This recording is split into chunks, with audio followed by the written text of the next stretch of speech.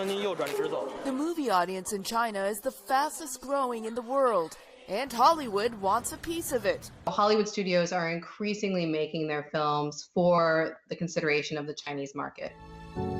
One such film, Mulan, with Chinese actors, was a movie Disney had hoped would make a big splash in China.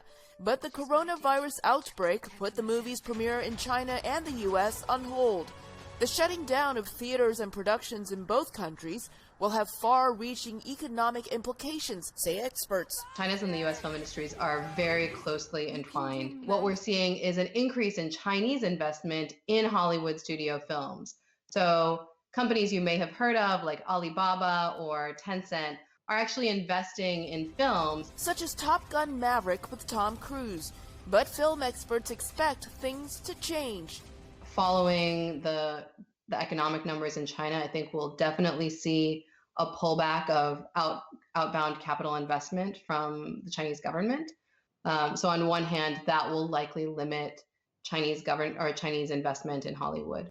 Some studios in both countries are looking to streaming as an alternative to the big screen during the pandemic. China's Wanxi Media is making this tentpole movie, Lost in Russia, online for free.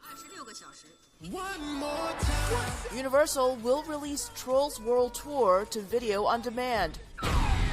Universal is also making movies that were in theaters, such as Invisible Man, available for rent on streaming services.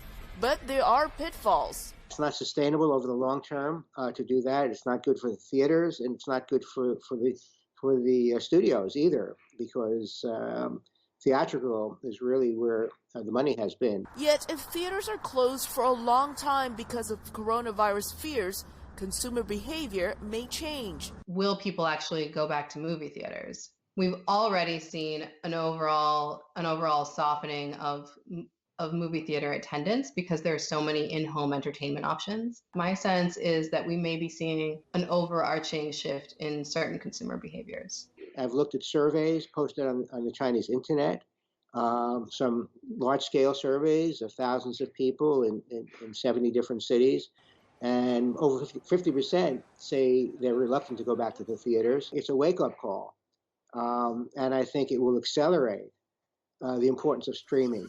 What this means to the bottom line of film industries in China and the U.S. will depend on how long life is put to a screeching halt and what the new normal will look like after the pandemic. Elizabeth Lee, VOA News, Los Angeles.